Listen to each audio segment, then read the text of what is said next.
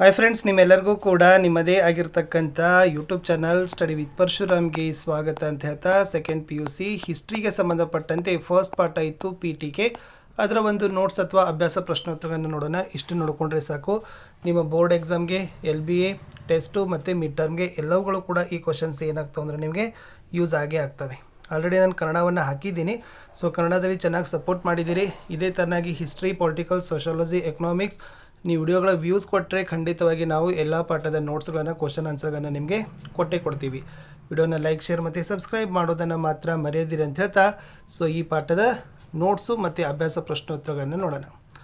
So multiple ಚಾಯ್ಸಲ್ಲಿ first ಪ್ರತಿಪಾದನೆ ಇತ್ತು, India ಅಂತಕ್ಕಂಥ ಪದ ಇಂಡೋಸ್ ಅಂತಕ್ಕಂಥ ಗ್ರೀಕ್ ಪದದಿಂದ ಬಂದಿದೆ. ಕಾರಣ, ಉಪಖಂಡದ ಪ್ರಮುಖ ನದಿಯಾದ ಸಿಂಧೂ ನದಿಗೆ ಈ ಪದವನ್ನು ಬಳಸಲಾಗಿದೆ. ಇದರಲ್ಲಿ ಆಪ್ಷನ್ ಇ ಇದೆ ನೋಡಿ. ಎ ಮತ್ತು ಬಿ ಎರಡೂ ಸರಿಯಾಗಿದ್ದಾವೆ. ಬಿಯು ಎನ ಸರಿಯಾದ ವಿವರಣೆಯಾಗಿದೆ ಅಂತಕ್ಕಂಥದ್ದು ಈ ಆಪ್ಷನ್ ರೈಟ್ ಆಗಿರ್ತಕ್ಕಂಥದ್ದು ಇದೆ. ಪ್ರಶ್ನೆ 2, ನಾಣ್ಯಗಳನ್ನು ಕುರಿತು ಅಧ್ಯಯನ ಮಾಡುವ ಶಾಸ್ತ್ರಕ್ಕೆ ಏನಂತ ಕರೀತಾರೆ? ಸೊ ಗೊತ್ತಿರಲಿ, ನಾಣ್ಯಶಾಸ್ತ್ರ. ಇನ್ನು ಕವಿರಾಜ ಮಾರ್ಗ ಕೃತಿಯ ರಚನೆಗಾರ ಯಾರು ಅಂತ ಕೇಳಿದರು. ಸೊ ಕವಿರಾಜ ಮಾರ್ಗ ಬರೆದವನೇ option A Shri Vijaya is the right answer. ಇನ್ನು ನ್ಯಾಚುರಲ್ ಹಿಸ್ಟ್ರಿ ಕೃತಿಯ ಕರ್ತೃ ಕೇಳಿದ್ದಾರೆ. ಸೊ ನ್ಯಾಚುರಲ್ ಹಿಸ್ಟ್ರಿ ಅಂತಕ್ಕಂಥ ಬರೆದವರು ಯಾರು ಅಂತ ಕೇಳಿದ್ದಾರೆ. ಆಪ್ಷನ್ ಆ ಇದೆ. So Pliny is the right answer. ಇನ್ನು ಹತಿಗುಂಪ ಶಾಸನವನ್ನು ರಚಿಸಿದವರು ಯಾರು ಅಂತ ಕೇಳಿದ್ದಾರೆ. ಖಾರ್ವೇಲನ ದೊರೆ. ಇನ್ನು ರಾಜತರಂಗಿಣಿ ಗ್ರಂಥವನ್ನು ಬರೆದವರು ಯಾರು ಅಂತ ಕೇಳಿದ್ದಾರೆ. ಸೊ ಕಲ್ಲನ ಅಂತಕ್ಕಂಥದ್ದು ರೈಟ್ ಆನ್ಸರ್ ಇತ್ತು. ಇಷ್ಟು ಬಹು ಆಯ್ಕೆ ಪ್ರಶ್ನೆಗಳಿತ್ತು. ಇನ್ನು ಬಿಟ್ಟ ಸ್ಥಳ ತುಂಬಿರಿ ಪ್ರಶ್ನೆಯಲ್ಲಿ ಆಲ್ರೆಡಿ ಉತ್ತರಗಳಿದ್ದಾವೆ. ಡ್ಯಾಶ್ನ ಪ್ರಕಾರ ಕರ್ನಾಟಕ ದಕ್ಷಿಣದಲ್ಲಿ ಕಾವೇರಿ ನದಿಯಿಂದ ಉತ್ತರದಲ್ಲಿ ಗೋದಾವರಿವರೆಗೆ ವಿಸ್ತರಿಸಿದೆ. ಸೊ ಅದು ಕವಿರಾಜ ಮಾರ್ಗ ಕೃತಿಯ ಅನುಸಾರ. ಇನ್ನು ಎರಡನೇದು, ಲಿಖಿತ ಮೂಲಾಧಾರಗಳು ಲಭ್ಯವಿಲ್ಲದ ಕಾಲವನ್ನು ಡ್ಯಾಶ್ ಅಂತ ಕರೀತಾರೆ. ಇತಿಹಾಸ ಪೂರ್ವ ಕಾಲ ಅಂತ ಕರೀತಾರೆ. ಡ್ಯಾಶ್ ಪ್ರಾಚೀನ ಮಾನವನ ಜೀವನ ಮತ್ತು ಚಟುವಟಿಕೆಗಳ ಅವಶೇಷವಾಗಿದೆ. ಪುರಾತನ ಅಥವಾ ಪುರಾತತ್ವ ಆಧಾರ. ಶಹನಾಮ ಕೃತಿಯ ಕರ್ತೃ ಅಂತ ಕೇಳಿದರು. ಫಿರದೋಸಿ. ಕರ್ನಾಟಕದ ಜನರನ್ನು ಡ್ಯಾಶ್ ಗ್ರಂಥದಲ್ಲಿ ಕರುನಾಡರ್ ಅಂತ ಉಲ್ಲೇಖಿಸಲಾಗಿದೆ. ಸಿಲಪ್ಪಾದಿಗಾರಂ ಈಸ್ ದ ರೈಟ್ ಆನ್ಸರ್. ಇನ್ನು ಡ್ಯಾಶ್ ಗ್ರೀಕ್ನ ಕೃತಿ ಭಾರತದ ಕಡಲ ತೀರದ ನಗರಗಳು, ರಾಜರು ಮತ್ತು ಉತ್ಪಾದನೆ ಕುರಿತು ತಿಳಿಸ್ತದೆ ಅಂತ ಕೇಳಿದರು. ಅದು ಬಂದ್ಬಿಟ್ಟು ದಿ ಪರಪ್ಲೆಸ್ ಆಫ್ ಎರಿತ್ರಿಯನ್ ಸಿ ಅನ್ನೋದು ಸರಿಯಾದ ಉತ್ತರ. ಹೊಂದಿಸಿ ಬರೆದಿದ್ದಾರೆ. ಕೌಟಿಲ್ಯ ಅರ್ಥಶಾಸ್ತ್ರ, ಹರಿಸೇನ ಅಲಹಾಬಾದ್ ಸ್ತಂಭ ಶಾಸನ, ರವಿಕೀರ್ತಿ ಐಹೊಳೆ ಶಾಸನ, ಕಾಕುತ್ಸವರ್ಮ ಹಲ್ಮಿಡಿ ಶಾಸನ, ಮೆಗಸ್ತಾನಿಸ್ ಇಂಡಿಕಾ. ಕಾಳಿದಾಸನನ್ನು ಭಾರತದ ಶೇಕ್ಸ್ಪಿಯರ್ ಅಂತ ಕರೀತಾರೆ. ಟಾಲ್ಮಿ ಜಿಯೋಗ್ರಫಿ ಬರೆದಿದ್ದಾನೆ. ಬಾಣಭಟ್ಟ ಬರೆದಿದ್ದು ಹರ್ಷಚರಿತೆ. ಜಹಂಗೀರ ಬರೆದಿದ್ದು ಜಹಂಗೀರ ನಾಮ. ಹುಯನ್ ಸ್ತಾಂಗ್ ಬರೆದಿದ್ದು ಸಿಯುಕಿ. ಈತ ಚೀನಾ ದೇಶದ ಯಾತ್ರಿಕ. 1 ಮಾರ್ಕರಲ್ಲಿ ಇಂಡಿಯಾ ಎಂಬ ಪದ ಯಾವ ಭಾಷೆಯಿಂದ ಬಂದಿದೆ ಅಂತ ಕೇಳ್ತಾರೆ. ಅದು ಗ್ರೀಕ್ ಇದೆ. ಇನ್ನು ಪ್ರಾಚೀನ ಕರ್ನಾಟಕದ ಮೇರೆ ಉಲ್ಲೇಖಿಸುವ ಗ್ರಂಥವನ್ನು ಹೆಸರಿಸಿರಿ. ಅದು ಬಂದ್ಬಿಟ್ಟು ಕವಿರಾಜ ಮಾರ್ಗ, ಶ್ರೀ ವಿಜಯ ಬರೆದಿದ್ದಾನೆ. ಉತ್ಖನನ ಎಂದರೇನು? Very most important. ಮೂಲಾಧಾರಗಳನ್ನು ಹೆಕ್ಕಿ ತೆಗೆಯಲು ಕೈಗೊಳ್ಳುವ ವೈಜ್ಞಾನಿಕ ಭೂ ಅಗೆತವೇ ಉತ್ಖನನ. ಬುದ್ಧ ಚರಿತ ಬರೆದವರು ಯಾರು? ಅಶ್ವಘೋಷ. ಪಾಣಿನಿಯ ಕೃತಿ ಬರೀರಿ. ಮಹಾಭಾಷ್ಯ. ದೇಶೀಯ ಸಾಹಿತ್ಯಿಕ ಆಧಾರ ಎಂದರೇನು ಅಂತ ಕೇಳಿದರೆ ಈ ದೇಶೀಯ ಲೇಖಕರು, ಬರಹಗಾರರು ಬರೆದ ಬರವಣಿಗೆ ಅಥವಾ ಗ್ರಂಥಗಳನ್ನು ದೇಸಿ ಸಾಹಿತ್ಯ ಅಂತ ಕರೀತಾರೆ ಅಂತ ಬರೆದ್ರೆ ಸಾಕು. ಇನ್ನು 2 ಮಾರ್ಕರ್ಗೆ ಬರೋಣ. ಫಸ್ಟ್ ಒನ್, ಭಾರತವನ್ನು ಪಶ್ಚಿಮದೊಂದಿಗೆ ಸಂಪರ್ಕಿಸುವ 2 ಕಣಿವೆ ಮಾರ್ಗಗಳನ್ನು ಕೇಳಿದ್ದಾರೆ. ಖೈಬರ್ ಮತ್ತು ಬೋಲಾನ್. Very most important. ಭಾಳ ಸಲ ಇದು ಎಕ್ಸಾಮ್ಗೆ ಏನು ಮಾಡಿದ್ದಾರೆ ಕೇಳಿದ್ದಾರೆ. ವಿಷ್ಣು ಪುರಾಣನ ಪ್ರಕಾರ ಭಾರತದ ವ್ಯಾಪ್ತಿ ಏನು ಅಂತ ಕೇಳಿದ್ದಾರೆ. ಈತ ಹೇಳಿದ್ದು ಸಮುದ್ರದಿಂದ ಉತ್ತರಕ್ಕೆ ಮತ್ತು ಹಿಮಾಲಯದಿಂದ ದಕ್ಷಿಣಕ್ಕಿರುವ ದೇಶವೇ ಭಾರತ. ಇಲ್ಲಿ ವಾಸಿಸುವ ಜನರು ಭರತನ ವಂಶಸ್ಥರು ಅಂತ ಹೇಳಿದ್ದಾರೆ. ಇನ್ನು ಭಾರತವನ್ನು ಹೊಂದಿರುವ ಯಾವುದಾದ್ರೂ 2 ಹೆಸರುಗಳನ್ನು ಕೇಳಿದ್ದಾರೆ. ಅದು ಇಂಡಿಯಾ, ಹಿಂದೂಸ್ತಾನ್, ಭರತವರ್ಷ, ಭರತಖಂಡ ಮತ್ತು ಜಂಬೂದ್ವೀಪ. ಇನ್ನು ಭಾರತದ ಯಾವುದಾದರೂ 2 ನೈಸರ್ಗಿಕ ಲಕ್ಷಣ ಕೇಳಿದರು. ಹಿಮಾಲಯದ ಪರ್ವತಗಳು, ದಕ್ಷಿಣದ ಪ್ರಸ್ಥಭೂಮಿ, ಉತ್ತರದ ನದಿ ಬಯಲು, ಮರುಭೂಮಿ ಪರ್ವತಗಳು ಮತ್ತು ಲಾಸ್ಟ್ ಕರಾವಳಿ ತೀರಗಳು. ಇನ್ನು ಭಾರತದ 2 ಪರ್ವತಗಳನ್ನು ಕೇಳಿದ್ದಾರೆ.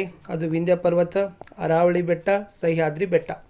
ಇನ್ನು ಭಾರತದಲ್ಲಿ ಉದಯಿಸಿರುವ 2 ಧರ್ಮಗಳ ಹೆಸರುಗಳನ್ನು ಕೇಳಿದ್ದಾರೆ. ಹಿಂದೂ ಧರ್ಮ, ಜೈನ ಧರ್ಮ, ಬೌದ್ಧ ಧರ್ಮ.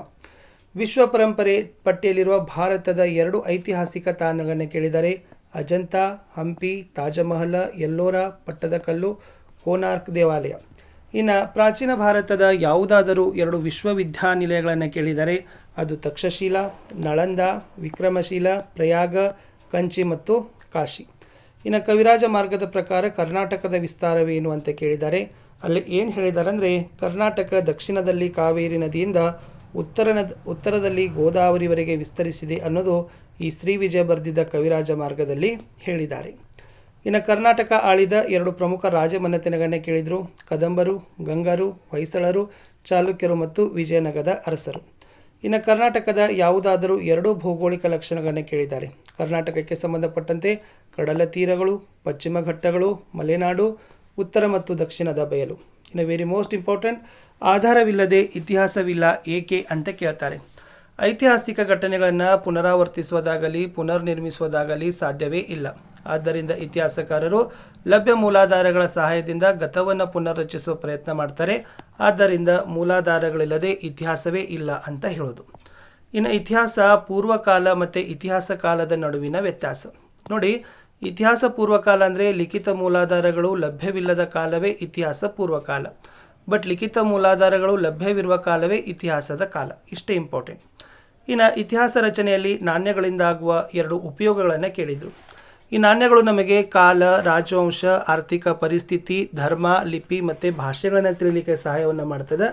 ಎರಡನೇದು, ಅಂದಿನ ಜನರ ಲೋಹವಿದ್ಯೆ, ಕಲಾಕೌಶಲ್ಯ, ಬಿರುದು, ವ್ಯಾಪಾರ ಸಂಬಂಧ, ರಾಜ್ಯದ ಮೇರೆಗಳನ್ನು ನಾವು ನಾಣ್ಯಗಳ ಮೂಲಕ ತಿಳಿಬಹುದು. ಇನ್ನು ಇತಿಹಾಸ ರಚನೆಯಲ್ಲಿ ಶಿಲಾಶಾಸನಗಳು ಅತ್ಯಂತ ನಂಬಲಾರ ಆಧಾರಗಳಿರುವುದೇಕೆ ಅಂತ ಕೇಳಿದ್ದಾರೆ.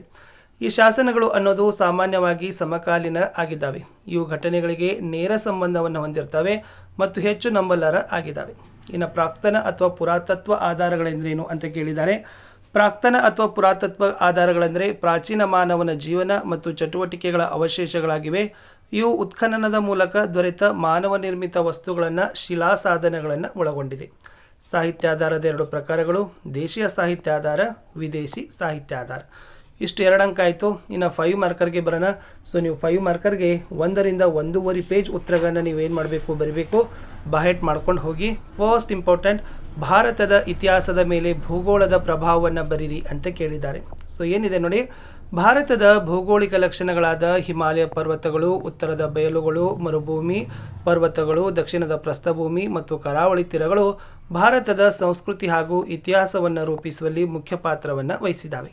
ಓಕೆ, ಸೊ ಹಿಮಾಲಯ ಪರ್ವತಗಳು ಇಲ್ಲಿ ಏನು ಬರಿಬೇಕಂದ್ರೆ, ಇದು ಭಾರತವನ್ನು ಏಷ್ಯಾದ ಇನ್ನುಳಿದ ಭಾಗಗಳಿಂದ ಪ್ರತ್ಯೇಕಿಸಿದ್ದು, ಭಾರತಕ್ಕೆ ನೈಸರ್ಗಿಕ ತಡೆಗೋಡೆಯನ್ನು ನಿರ್ಮಿಸಿದೆ ಹಾಗೂ ವಿದೇಶಿ ಆಕ್ರಮಣಕಾರರು ಮತ್ತು ಶೀತ ಮಾರುತಗಳಿಂದ ರಕ್ಷಿಸುತ್ತದೆ. ಸದಾ ತುಂಬಿ ಹರಿಯುವ ನದಿಗಳಿಗೆ ಜನ್ಮ ನೀಡುವ ಮೂಲಕ ಉತ್ತರದ ಬಯಲನ್ನು ಫಲವತ್ತು ಮಾಡಿದ್ದಾವೆ. ಇನ್ನು ಎರಡನೇದು ಉತ್ತರದ ಬಯಲುಗಳು. ಫಸ್ಟ್ ಒನ್ ಹಿಮಾಲಯ ಪರ್ವತ ಆಯಿತು. ಉತ್ತರದ ಬಯಲುಗಳು ಇದು ನಾಗರಿಕತೆ ತೊಟ್ಟಿಲಾಗಿದ್ದು, ಇಲ್ಲಿ ಮಹಾನ್ ನಾಗರಿಕತೆಗಳಾದ ಸಿಂಧು ಮತ್ತು ವೈದಿಕ ಸಂಸ್ಕೃತಿಗಳು ಬೆಳೆದವು. ಇಲ್ಲಿನ ಸಮೃದ್ಧಿ ಮತ್ತು ಮೂಲಭೂತ ಅವಶ್ಯಕತೆಗಳ ಲಭ್ಯತೆ ಮಾನವನ ಭೌತಿಕ ಮತ್ತು ಆಧ್ಯಾತ್ಮಿಕ ಮತ್ತು ತಾತ್ವಿಕ ಬೆಳವಣಿಗೆಗೆ ದಾರಿ ಮಾಡಿಕೊಟ್ಟಿದೆ. ಇನ್ನು ಉತ್ತರದ ಕಣಿವೆಗಳಲ್ಲಿ ಈ ಖೈಬರ್ ಮತ್ತು ಬೋಲಾನ್ ಮುಂತಾದವು ಭಾರತೀಯರಿಗೆ ಪಾಶ್ಚಿಮಾತ್ಯರೊಂದಿಗೆ ವಾಣಿಜ್ಯ ಮತ್ತು ಸಾಂಸ್ಕೃತಿಕ ಸಂಬಂಧ ಬೆಳೆಸಲು ಸಹಾಯವನ್ನು ಮಾಡಿದ್ದಾವೆ. ಅಲ್ಲದೆ ವಿದೇಶಿಯರ ದಾಳಿಗೂ ಇವು ಅವಕಾಶವನ್ನು ಮಾಡಿಕೊಟ್ಟಿದ್ದಾವೆ. ಇನ್ನು ಪಶ್ಚಿಮದ ಮರುಭೂಮಿ ಮತ್ತು ದಕ್ಷಿಣದ ದಟ್ಟ ಕಾಡುಗಳು ಜನರನ್ನು ಕಠಿಣ ಪರಿಶ್ರಮಿ ಮತ್ತು ಯುದ್ಧ ಪ್ರಿಯರನ್ನು ಮಾಡಿದ್ದಾವೆ. ಇನ್ನು ದಕ್ಷಿಣಕ್ಕಿರುವ ಸಮುದ್ರಗಳು ಒಂದು ಕಾಲದಲ್ಲಿ ತಡೆಬೇಲಿಗಳಂತಿದ್ದು, ನಂತರದಲ್ಲಿ ಜಗತ್ತಿನ ಇತರ ಭಾಗಗಳ ಜೊತೆಗೆ ಸಂಪರ್ಕವನ್ನು ಬೆಳೆಸಿದ್ದಾವೆ. ಇನ್ನು ಉಪಖಂಡದಲ್ಲಿ ಭೌಗೋಳಿಕ ಭಿನ್ನತೆ ಹಾಗೂ ವೈವಿಧ್ಯಪೂರ್ಣ ವಲಯಗಳು ಮತ್ತು ದ್ರಾವಿಡ, ಅಲ್ಫೈನ್, ಮಂಗೋಲೈಡ್ ವಿವಿಧ ಜನಾಂಗಗಳು ಅಸ್ತಿತ್ವದಲ್ಲಿರೋದ್ರಿಂದ ವಿವಿಧ ಭಾಷೆ ಮತ್ತು ಸಂಸ್ಕೃತಿಗಳ ಬೆಳವಣಿಗೆಗೆ ಕಾರಣ ಆಗಿದೆ. ಇನ್ನು ಉತ್ತರದ ಮತ್ತು ದಕ್ಷಿಣದ ನದಿ ಬಯಲುಗಳು ಪುರಾತನ ಕಾಲದಿಂದಲೂ ಅನೇಕ ರಾಜ್ಯ ಮತ್ತು ಸಾಮ್ರಾಜ್ಯಗಳ ಉಗಮಕ್ಕೆ ಅವಕಾಶ ಮಾಡಿಕೊಟ್ಟಿದ್ದಾವೆ. ಈ ಧಾರ್ಮಿಕ, ಸಾಂಸ್ಕೃತಿಕ ಹಾಗೂ ವಾಣಿಜ್ಯ ಕೇಂದ್ರಗಳ ಬೆಳವಣಿಗೆಯ ಮೇಲೆ ಪ್ರಭಾವವನ್ನು ಬೀರಿದ್ದಾವೆ. ಓಕೆ, ಇಲ್ಲಿ ದೊರೆಯುವ ವೈವಿಧ್ಯಮಯ ಶಿಲೆಗಳು ವಿವಿಧ ಪ್ರಕಾರದ ವಾಸ್ತುಶಿಲ್ಪದ ಬೆಳವಣಿಗೆಗೆ ಸಹಾಯವನ್ನು ಮಾಡಿದ್ದಾವೆ. ಇನ್ನು ವಿಪುಲವಾದ ಮಳೆಯಾಗಿರಬಹುದು, ಓಕೆ, ಅನುಕೂಲಕರ ಹವಾಮಾನ, ವೈವಿಧ್ಯಮಯ ಸಸ್ಯವರ್ಗ ಮತ್ತು ಪ್ರಾಣಿ ಸಂಕುಲದ ಬೆಳವಣಿಗೆಗೆ ಕಾರಣವಾಗಿದೆ. ಭಾರತ ಉಷ್ಣವಲಯದಲ್ಲಿ ಬರುವುದರಿಂದ ಮಾನವನ ಸರ್ವಾಂಗೀಣ ಅಭಿವೃದ್ಧಿಗೆ ಸಹಕಾರಿ ಆಗಿದೆ. ಇನ್ನು ಭಾರತದ ವಿಶಿಷ್ಟ ಲಕ್ಷಣಗಳು. ಸೊ ಪಾಯಿಂಟ್ಸ್ ಆದರೂ ಬೈಪಟ್ ಮಾಡಿ. ಒಂದನೇದು ನಾಗರಿಕತೆ ಮತ್ತು ಸಂಸ್ಕೃತಿಯ ನಿರಂತರತೆ ಬರ್ತದೆ. ಎರಡನೇದು ಸ್ತರಬದ್ಧ ವಿಕಾಸ. ಮೂರನೇದು ವಿದೇಶಿಯರ ದಾಳಿಗಳು. ಇದನ್ನು ನೀವು ಏನು ಮಾಡಬೇಕಪ್ಪ ಅಂದ್ರೆ ಸ್ವಲ್ಪ ಎಕ್ಸ್ಪ್ಲನೇಷನ್ ಮಾಡಬೇಕು. ಪಾಯಿಂಟ್ಸ್ ಇದ್ದರೂ ಕೂಡ ನಿಮಗೆ ಗ್ಯಾರಂಟಿಯಾಗಿ ಮಾರ್ಕ್ಸ್ ಏನು ಮಾಡ್ತಾರೆ, ಕೊಡ್ತಾರೆ. 4ನೇ ಪಾಯಿಂಟ್ ಇತ್ತು ಪ್ರಬಲ ಮತ್ತು ಸಹಿಷ್ಣುತಾ ಭಾವದ ಹಿಂದೂ ಧರ್ಮ. 5ನೇದು ಜಗತ್ತಿಗೆ ಕೊಡುಗೆಗಳು. 6 ವಿದೇಶಿ ಆಕರ್ಷಣೆಯ ಕೇಂದ್ರವಾಗಿ ಭಾರತ. 7 ವಿವಿಧತೆಯಲ್ಲಿ ಏಕತೆ. ಸೊ ನೀವು ಪಾಯಿಂಟ್ಸ್ ಆದರೂ ಬಹೆಟ್ ಮಾಡಿ ಎಕ್ಸ್ಪ್ಲನೇಷನ್ ಸ್ವಂತ ಬರೆದ್ರೂ ಕೂಡ ನಿಮಗೆ ಅಂಕಗಳನ್ನು ಕೊಡ್ತಾರೆ. ಇದನ್ನೇ ನೀವು ಮಾಡಲೇಬೇಕು ಫ್ರೆಂಡ್ಸ್. ಇನ್ನು ವೈವಿಧ್ಯತೆಯಲ್ಲಿ ಭಾರತದ ಏಕತೆಯ ಪ್ರಮುಖ ಲಕ್ಷಣಗಳು. ಸೊ ನೋಡಿ, ಫಸ್ಟ್ ಭೌಗೋಳಿಕ ವೈವಿಧ್ಯತೆ ಏನು ಬರೀತೀರಿ, ಭಾರತ ವೈವಿಧ್ಯಮಯ ಭೌಗೋಳಿಕ ಲಕ್ಷಣಗಳನ್ನು ಹೊಂದಿದ್ದು, ಉದಾಹರಣೆ ಅತ್ಯಂತ ತಂಪಾದ ಸಿಯಾಚಿನ್ ಆಗಿರಬಹುದು. ಓಕೆ, ರಾಜಸ್ಥಾನದ ಉಷ್ಣ ಮರುಭೂಮಿ, ಹಿಮಾವೃತ ಹಿಮಾಲಯ ಪರ್ವತ, ನಿತ್ಯ ಹರಿದ್ವರ್ಣ ಕಾಡು, ವಿಶಾಲವಾದ ಮರುಭೂಮಿಗಳು. ಇನ್ನು ಜನಾಂಗೀಯ ಮತ್ತು ಭಾಷಾ ವೈವಿಧ್ಯತೆ ಗೊತ್ತಿದೆ. ದ್ರಾವಿಡ, ನಿಗ್ರೋ, ಮಂಗೋಲಿಯನ್, ಅಲ್ಫೈನ್ ವಿವಿಧ ಜನಾಂಗಗಳಿದ್ದಾವೆ. ಭಾರತದಲ್ಲಿ 1600ಕ್ಕೂ ಹೆಚ್ಚು ಭಾಷೆ ಮತ್ತು ಆಡು ಭಾಷೆಗಳು ಇದ್ದಾವೆ. ಇನ್ನು ಸಾಮಾಜಿಕ ಮತ್ತು ಧಾರ್ಮಿಕ ವೈವಿಧ್ಯತೆ, ಹಲವು ಜಾತಿ, ಮತ, ಪಂಥ, ಜನಾಂಗೀಯ ಪ್ರಭೇದ ಇದೆ. ಆರ್ಥಿಕ ವೈವಿಧ್ಯತೆ, ಶ್ರೀಮಂತರು ಮತ್ತು ಬಡವರಂತಕ್ಕಂಥ ವರ್ಗಗಳಿದ್ದಾವೆ. ಓಕೆನಾ, ಈ 4 ವೈವಿಧ್ಯತೆ. ಇನ್ನು ಈ ಎಲ್ಲ ವೈವಿಧ್ಯತೆಗಳ ಹೊರತಾಗಿ ನಮ್ಮನ್ನು ಏಕೀಕರಿಸುವ ಅಂಶ ಅಂದರೆ ಒಂದು ಭೌಗೋಳಿಕ ಏಕತೆ. ಓಕೆ, ಎರಡನೇದು ಬರೋದು ಆಡಳಿತಾತ್ಮಕ ಏಕತೆ, ಮೂರನೇದು ಏಕರೂಪದ ಶಿಕ್ಷಣ ಮತ್ತು ಸಾಹಿತ್ಯ, 4 ಧಾರ್ಮಿಕ ಮತ್ತು ಸಾಮಾಜಿಕ ಆಚರಣೆಗಳು, 5 ಇತ್ತೀಚಿನ ಬದಲಾವಣೆಗಳು. ಇದನ್ನು ನೀವು ಪಾಯಿಂಟ್ಸ್ ಹಾಕಿ ಬಹೆಟ್ ಮಾಡಲೇಬೇಕು. ಇನ್ನು ಭಾರತದ ಇತಿಹಾಸ ರಚನೆಗೆ ವಿದೇಶಿ ಬರಹಗಾರರ ಕೊಡುಗೆಗಳು ಅಂತ ಕೇಳಿದ್ದಾರೆ. ಇಲ್ಲಿನೂ ಕೂಡ ವೆರಿ ಮೋಸ್ಟ್ ಇಂಪಾರ್ಟೆಂಟ್ ಆಗಿರ್ತಕ್ಕಂಥದ್ದು ಬರೀರಿ. ಫಸ್ಟ್ ಪೀಠಿಕೆಯಲ್ಲಿ ಬರೀಬೇಕು, ಭಾರತ ಫಲವತ್ತಾದ ಭೂಮಿ, ಸಂಪತ್ತು ಮತ್ತು ಬೌದ್ಧಿಕ ಮತ್ತು ತತ್ವಜ್ಞಾನದ ಶ್ರೀಮಂತಿಕೆ ಅನೇಕ ವಿದೇಶಿ ದಾಳಿಕೋರರನ್ನು, ವಿದೇಶಿ ವಿದ್ಯಾರ್ಥಿಗಳನ್ನು, ವ್ಯಾಪಾರಿಗರನ್ನು, ಪ್ರವಾಸಿಗರನ್ನು ಆಕರ್ಷಿಸಿದೆ. ಇವರಲ್ಲಿ ಅನೇಕರು ಭಾರತದಲ್ಲಿ ತಮ್ಮ ಅನುಭವ ಮತ್ತು ಅಭಿಪ್ರಾಯಗಳನ್ನು ದಾಖಲೆಯ ರೂಪದಲ್ಲಿ ಬಿಟ್ಟು ಹೋಗಿದ್ದಾರೆ. ಇಂಥ ಮಾಹಿತಿಗಳು ಮಹತ್ವದ ಘಟನಾವಳಿಗಳ ನಡುವೆ ಇರುವ ಕಂದಕವನ್ನು ತುಂಬಲು ಸಹಾಯ ಮಾಡ್ತವೆ.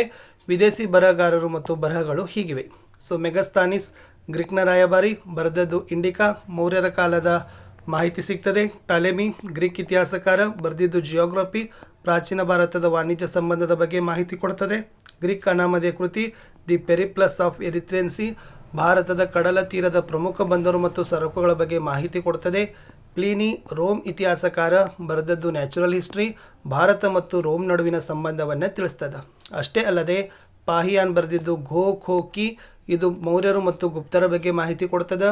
ಹುಯನ್ ಸಾಂಗ್ ಬರೆದದ್ದು ಸಿಯುಕಿ, ಈತ ಹರ್ಷವರ್ಧನ ಮತ್ತು ಇಮ್ಮಡಿ ಪುಲಿಕೇಶಿ ಆಸ್ಥಾನಕ್ಕೆ ಭೇಟಿ ಕೊಟ್ಟಿದ್ದ. ಇತ್ಸಿಂಗ 7ನೇ ಶತಮಾನದ ಕೊನೆಯಲ್ಲಿ ಭಾರತಕ್ಕೆ ಬಂದಿದ್ದ. ಬೌದ್ಧ ಕೇಂದ್ರದ ಬಗ್ಗೆ ಮಾಹಿತಿ ಇದೆ. ಮುಸ್ಲಿಂ ಬರಹಗಾರರು ಬಾಬರನ ಬಾಬರ್ನಾಮ, ಜಹಾಂಗೀರನ ಜಹಾಗರ್ನಾಮ, ಅಬುಲ್ ಫಜಲ್ನ ಅಕ್ಬರ್ನಾಮ, ಇವೆಲ್ಲ ಮೋಸ್ಟ್ ಇಂಪಾರ್ಟೆಂಟ್ ಇದೆ. ಆಮೇಲೆ ಅರಬ್ ಪ್ರವಾಸಿಗರು ಸುಲೇಮಾನ್, ಇಬನ್ ಬಟೂಟ್, ಅಲ್ಬೇರುನಿ ಕೂಡ ಭಾರತಕ್ಕೆ ಬಂದಿದ್ರು ಅನ್ನೋದನ್ನು ನೀವು ಬರಿಬೇಕು. ಇನ್ನು ಲಾಸ್ಟ್ ಪ್ರಶ್ನೆ, ಭಾರತದ ಇತಿಹಾಸ ರಚನೆಗೆ ಪ್ರಾಕ್ತನ ಆಧಾರಗಳ ಮಹತ್ವ ಅಂತ ಕೇಳಿದ್ದಾರೆ. ಇಲ್ಲಿ ಫಸ್ಟ್ ಬರೋದು ಉತ್ಖನನಗಳು ಅಂತ ಇದೆ. ಇದು ಮೂಲಾಧಾರಗಳನ್ನು ಹೆಕ್ಕಿ ತೆಗೆಯಲು ಬಳಸುವ ವೈಜ್ಞಾನಿಕ ಭೂ ಅಗೆತ. ಅಂದರೆ ಭಾರತದ ಇತಿಹಾಸ ಪೂರ್ವಕಾಲವನ್ನು ಉತ್ಖನನಗಳ ಆಧಾರದಿಂದ ಬರೆದಿದ್ದಾರೆ. ಓಕೆನಾ, ಇದರಿಂದ ಅಂದಿನ ಕಾಲದ ನಮಗೆ ಸಾಮಾಜಿಕ, ಸಾಂಸ್ಕೃತಿಕ, ಧಾರ್ಮಿಕ ವಿಚಾರಗಳ ಮಾಹಿತಿ ಸಿಗ್ತದೆ. ಇಷ್ಟು ಬರೆದ್ರೆ ಸಾಕು. ಎರಡನೇದು ಸ್ಮಾರಕಗಳು. ಇದು ಐತಿಹಾಸಿಕ ಮಹತ್ವದ ನಿವೇಶನ ಮತ್ತು ರಚನೆಗಳೇ ಆಗಿದ್ದಾವೆ. ಇದರಲ್ಲಿ ಕೋಟೆ, ಅರಮನೆ, ದೇವಾಲಯ, ಬಸದಿ, ಸ್ತೂಪಗಳು ಬರ್ತವೆ. ಇದು ಭಾರತದ ಸಾಂಸ್ಕೃತಿಕ ಪರಂಪರೆಯನ್ನು ತಿಳಿಸ್ತದೆ. ಮೂರನೇದು ಬರೋದು ನಾಣ್ಯಗಳು ಆಯಾ ರಾಜರ ಕಾಲ, ರಾಜವಂಶ, ಆರ್ಥಿಕ ಸ್ಥಿತಿ, ಧರ್ಮ, ಲಿಪಿ ಮತ್ತು ಭಾಷೆಯನ್ನು ತಿಳಿಸ್ತದೆ. ಆಮೇಲೆ ಆಯಾ ಒಂದು ಕಲಾಕೌಶಲ್ಯ ಆಗಿರ್ಬೋದು, ಬಿರುದು, ವ್ಯಾಪಾರ ಸಂಬಂಧ, ರಾಜ್ಯದ ಮೇರೆಗಳ ಬಗ್ಗೆ ಮಾಹಿತಿ ಕೊಡ್ತದೆ. ಆಯಾ ಕಾಲದಲ್ಲಿ ಚಿನ್ನ, ಬೆಳ್ಳಿ, ತಾಮ್ರದ ನಾಣ್ಯಗಳು ಇತ್ತು. ಇನ್ನು ವರ್ಣಚಿತ್ರಗಳು ಬಂದಾಗ ಇದು ಸಾಮಾಜಿಕ, ಸಾಂಸ್ಕೃತಿಕ, ಧಾರ್ಮಿಕ ವಿಷಯಗಳನ್ನು ಕಟ್ನಿಗೆ ಕಟ್ಟುವಂತೆ ತಿಳಿಸ್ತಾವ. ಫಾರ್ ಎಕ್ಸಾಂಪಲ್ ಅಜಂತ ಗುಹೆಯಲ್ಲಿನ ವರ್ಣಚಿತ್ರಗಳು. ಲಾಸ್ಟ್ ಶಾಸನಗಳ ಅಧ್ಯಯನವೇ ಶಾಸನಶಾಸ್ತ್ರ. ಇದು ಇತಿಹಾಸ ರಚನೆಗೆ ಅತ್ಯಂತ ಮೌಲ್ಯಯುತ ಮತ್ತು ನಂಬಲಾರವಾದ ಆಧಾರಗಳಾಗಿದ್ದಾವೆ. ಇದು ಸಮಕಾಲೀನನಾಗಿದ್ದು ಘಟನೆಗೆ ನೇರ ಸಂಬಂಧವನ್ನು ಹೊಂದಿರ್ತವೆ ಅಂತ ಹೇಳ್ಬೋದು. ಫಾರ್ ಎಕ್ಸಾಂಪಲ್ ಒರಿಸ್ಸಾನ ಹತ್ತಿಗುಂಬ ಶಾಸನ ಖಾರ್ವೆಲ್ ಬಗ್ಗೆ ಕೊಡ್ತದೆ. ಅಲಹಾಬಾದನ ಸ್ತಂಭ ಶಾಸನ ಸಮುದ್ರಗುಪ್ತನ ಬಗ್ಗೆ ಮಾಹಿತಿ ಕೊಡ್ತದೆ.